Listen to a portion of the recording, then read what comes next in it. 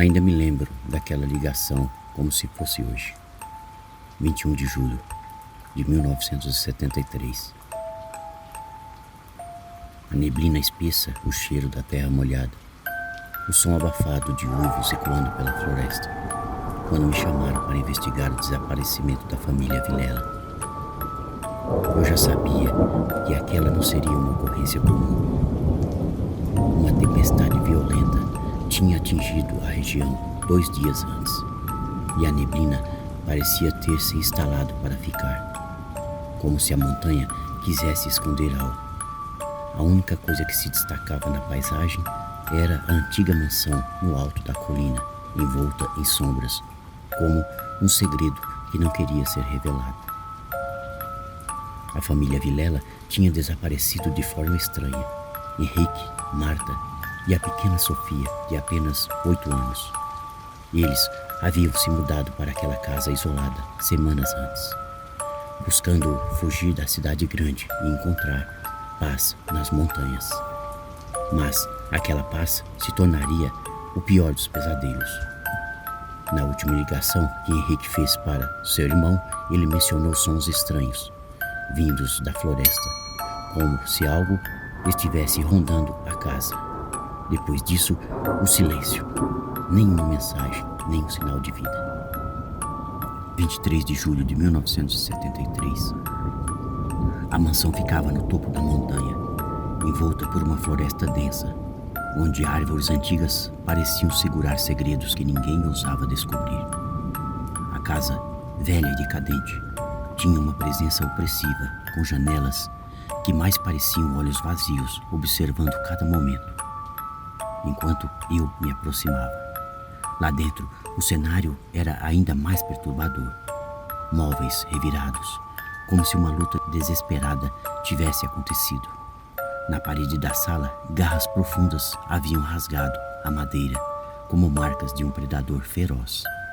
Mas o que realmente congelou meu sangue foram os rastros de sangue que conduziam até a porta dos fundos.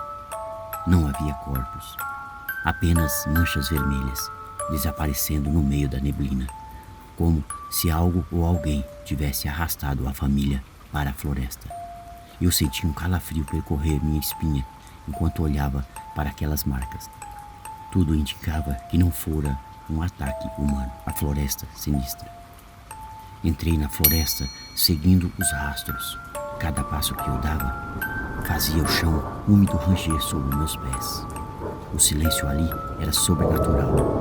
Nem o canto dos pássaros, nem o farfalhar das folhas perturbavam a calma mortal que pairava no ar.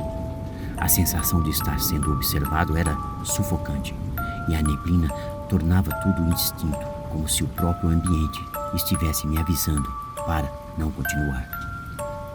Logo, encontrei algo que jamais esquecerei. Um pedaço do vestido de Sofia, preso nos galhos de uma árvore retorcida, manchado de sangue. A essa altura, o desespero tomou conta de mim. Eles estavam ali. Ou melhor, estiveram. Mas onde estariam agora? O lobisomem. Os uivos, então, começaram quando eu estava no coração da floresta, perto de um barranco que levava a uma caverna. O som era mais do que um simples uivo de lobo. Era algo primal, cheio de ódio e fome. Me escondi atrás de uma rocha, rezando para não ser visto. Foi então que a vi, ou melhor, ele. Uma criatura gigante, peluda, com garras tão afiadas que poderiam rasgar a carne com um único golpe. Suas presas reluziam. A luz fraca da lua cheia que brilhava sinistra através da neblina. Por um momento, tudo pareceu congelar. Eu assisti horrorizado quando aquele lobisomem de porte colossal se aproximou da entrada da caverna, farejando o ar. Ele estava à espreita como se soubesse que alguém o seguia. O que aconteceu com a família Vilela finalmente começou a se encaixar na minha mente. Não foi um simples desaparecimento. Eles foram caçados. O enigma da mansão. Voltei à mansão no topo da montanha, esperando encontrar respostas. Mas o que encontrei foi ainda mais perturbador. Mais marcas de garras nas paredes e uma boneca caída no chão. Era a boneca de Sofia. Estava suja, rasgada, mas intacta. Como se a própria casa quisesse deixar um lembrete do que tinha acontecido ali. Cada cômodo daquela mansão parecia ter uma história sombria a contar. Pedaços de espelhos quebrados, janelas batendo sozinhas e, claro, os arranhões. Sempre os arranhões, como se aquela criatura tivesse deixado sua marca, um aviso. A sensação de que algo estava me observando nunca me deixou, enquanto eu explorava a casa. Era como se o próprio tempo tivesse congelado ali, preso em uma noite eterna de terror. Agora, enquanto escrevo isso, a neblina voltou a se instalar ao redor da casa. A lua cheia brilha com uma intensidade quase sobrenatural. O que quer que tenha acontecido com a família Vilela ainda está lá fora, e eu sinto que esse mistério ainda não acabou. Ninguém jamais encontrou os corpos, nem de Henrique, nem de Marta e nem da pequena Sofia. Apenas a boneca restou, uma testemunha silenciosa de uma tragédia indescritível.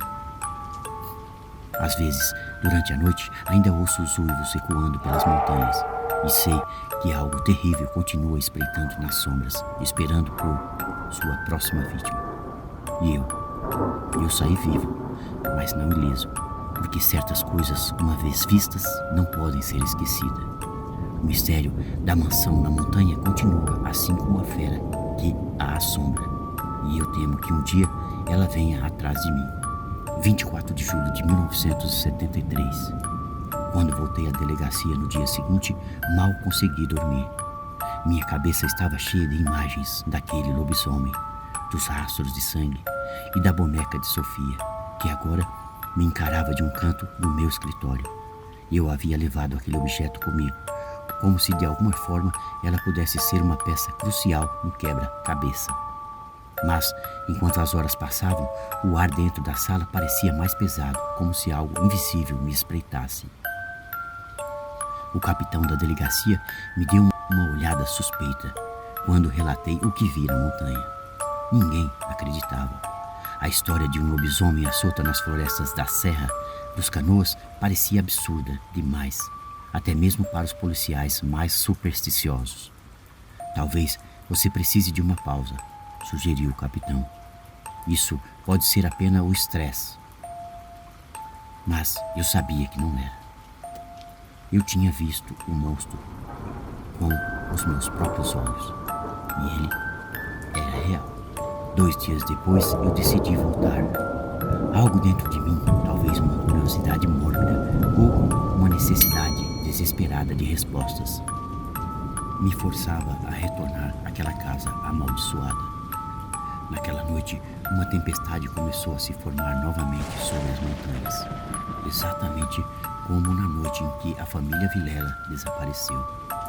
Relâmpagos iluminavam o céu de forma intermitente, revelando por um segundo as sombras ameaçadoras da floresta, antes que tudo mergulhasse de novo na escuridão.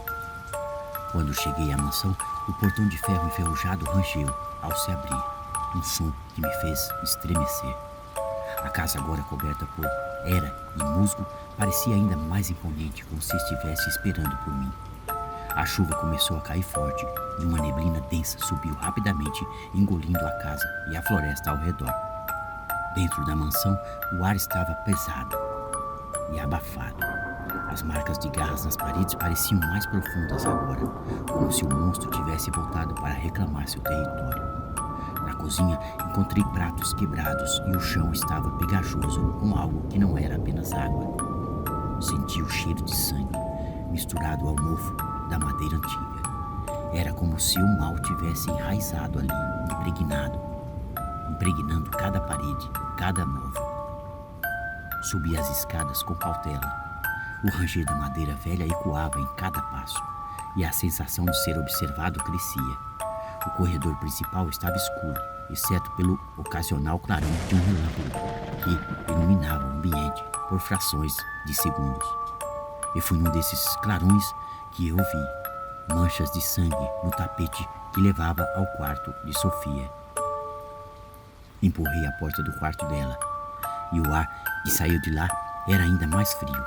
O quarto estava intocado, exceto por um detalhe que fez meu estômago revirar. Havia garras marcadas no teto, longas e profundas, como se a criatura estivesse caminhando de cabeça para baixo, observando a pequena Sofia enquanto ela dormia. A boneca que eu havia levado estava lá novamente, sobre a cama, e isso me fez tremer. Como era possível? Eu tinha levado aquela boneca comigo. O que mais estava fora do meu controle? O vento assoviava pelas janelas quebradas, mas não era o único som. Por um instante, ouvi passos suaves e pesados, como algo grande movendo-se pelo andar de baixo. Peguei meu revólver, apesar de saber que se a fera estivesse de volta, aquilo não seria o suficiente. De repente, um uivo monstruoso ecoou pela casa, sacudindo as paredes e o chão abaixo de mim. Saí correndo da mansão ofegante, tentando me afastar o máximo possível. Enquanto corria, tropecei em algo no caminho. Um cadáver. O corpo estava completamente mutilado, os membros espalhados como se fossem jogados de propósito, formando uma espécie de padrão. Não era nenhum membro da família Vilela, mas pelo estado da carne rasgada e dos ossos expostos, era claro que aquele pobre infeliz havia sido vítima do mesmo monstro. Segui os rastros de sangue pela floresta, a neblina tornando tudo indistinto e macabro. Foi então que avistei, por entre as árvores, uns círculos de pedras cobertas por runas antigas, manchadas de sangue. No centro, um buraco profundo onde algo inominável parecia espreitar das profundezas. O ar ao redor daquele círculo estava gelado e, mesmo sem ver a criatura, eu sabia que ela estava ali observando, esperando pelo momento certo para atacar. Descobri mais tarde, ao investigar os arquivos antigos da cidade, que aquela mansão havia pertencido a uma família de colonizadores europeus no final do século XIX. A lenda local falava em uma maldição ancestral lançada sobre as terras, uma dívida de sangue não paga. Contava-se que a cada geração uma criatura, um lobisomem, surgiria para reclamar as vidas dos inocentes, condenando os habitantes da mansão a um destino sombrio. A tempestade continuava e os uivos aumentavam. Eu sabia que não poderia fugir para sempre. As marcas na parede, os corpos mutilados, a boneca que aparecia e desaparecia. Tudo fazia parte de algo muito maior. Algo que eu ainda não conseguia compreender completamente. O lobisomem não era apenas uma fera sanguinária. Ele era parte de um ciclo maligno. Uma maldição antiga que se perpetuava de geração em geração, esfriando a cidade e minha alma. Eu estava de volta ao meu pequeno apartamento, tentando recompor meus pensamentos. A boneca de Sofia, a que misteriosamente retornou à mansão, agora estava de volta comigo, sentada em uma prateleira, me observando como se fosse uma testemunha silenciosa dos horrores que eu presenciei. Mas o que mais me perturbava não era a boneca, era a ausência de respostas. Os corpos mutilados, a neblina, as garras na parede, a criatura nas sombras. Nada fazia sentido. Os arquivos que eu encontrei sobre a maldição falavam de um ciclo que nunca se encerrava.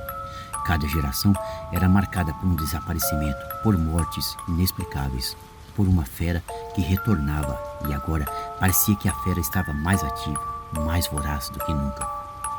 18 de agosto de 1973.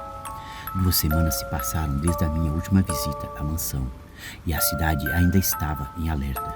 Ninguém sabia dos detalhes, ninguém falava da fera, mas a sensação de medo se espalhava pelas ruas, como se todos soubessem, no fundo, que algo estava errado. A polícia encontrou mais um corpo. Dessa vez foi um caçador local, conhecido por suas aventuras nas montanhas. Seu corpo estava dilacerado com as mesmas marcas de garras profundas, e sua espingarda estava quebrada ao meio, como se tivesse sido retorcida por uma força sobre-humana. Eu fui chamado para a cena, e o cenário era familiar demais. O sangue escorria pela terra molhada, e o cheiro metálico de sangue misturado à chuva era nauseante. Mas o que me chamou a atenção foi o detalhe que quase passou despercebido no chão. Ao lado do corpo havia uma pedra coberta por musgo, semelhante às que vi no círculo na floresta. Sobre ela um símbolo antigo, desenhado com o sangue do caçador, como uma assinatura macabra deixada pela criatura. Naquela noite decidi que não poderia mais fugir. Voltei à mansão. Estava determinado a enfrentar a fera, a descobrir o que realmente estava por trás dos desaparecimentos e mutilações. Cheguei ao local por volta das 23 horas e, como esperado, a neblina já havia tomado conta da floresta. A lua cheia brilhava no céu como uma testemunha silenciosa do que estava prestes a acontecer. Ao atravessar o portão enferrujado, um calafrio percorreu o meu corpo. Eu sabia que naquele momento não estava sozinho. Dentro da mansão, o ar estava congelante, mesmo com a tempestade lá fora.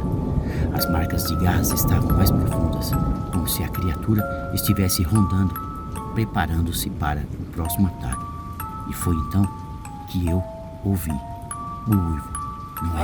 Não era um som normal. Era um grito bestial, mas cheio de algo mais, algo humano.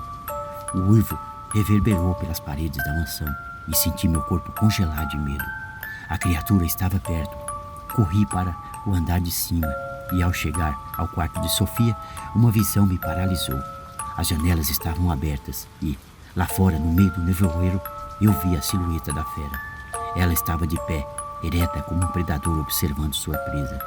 Seus olhos brilhavam na escuridão e o ar ao redor dela parecia vibrar com uma energia sombria. Saquei meu revólver, mas sabia que seria inútil. O lobisomem, ou o que quer que fosse aquela criatura, era mais do que apenas uma fera. Ele fazia parte da maldição, parte de algo muito maior, e eu não poderia destruí-lo com balas.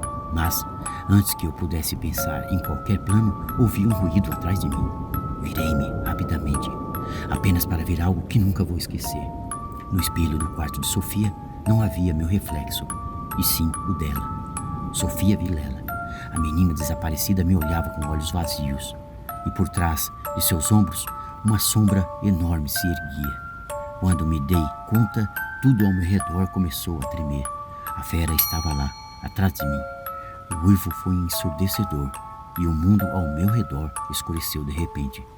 Acordei algumas horas depois, jogado na floresta, próximo à estrada que levava de volta à cidade. O revólver estava intacto. Meu corpo tremia incontrolavelmente. Eu sabia que algo havia acontecido, mas não conseguia lembrar de tudo. As memórias estavam fragmentadas, como se a própria floresta tivesse se encarregado de apagar parte do meu passado. Voltei para a delegacia, mas não disse uma palavra sobre o que aconteceu naquela noite. Afinal, ninguém acreditaria. Na verdade, nem eu mesmo acreditava. Depois disso, recebi uma carta. Era anônima, mas a mensagem era clara. Você viu o que não devia. A montanha ainda esconde segredos que jamais serão revelados. A fera continua à espreita.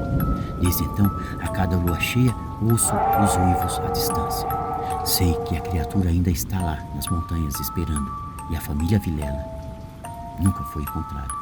Apenas a boneca de Sofia permanece como lembrança e como um aviso. E agora sou eu quem espera. Sei que é apenas uma questão de tempo até que a fera retorne. Boa noite.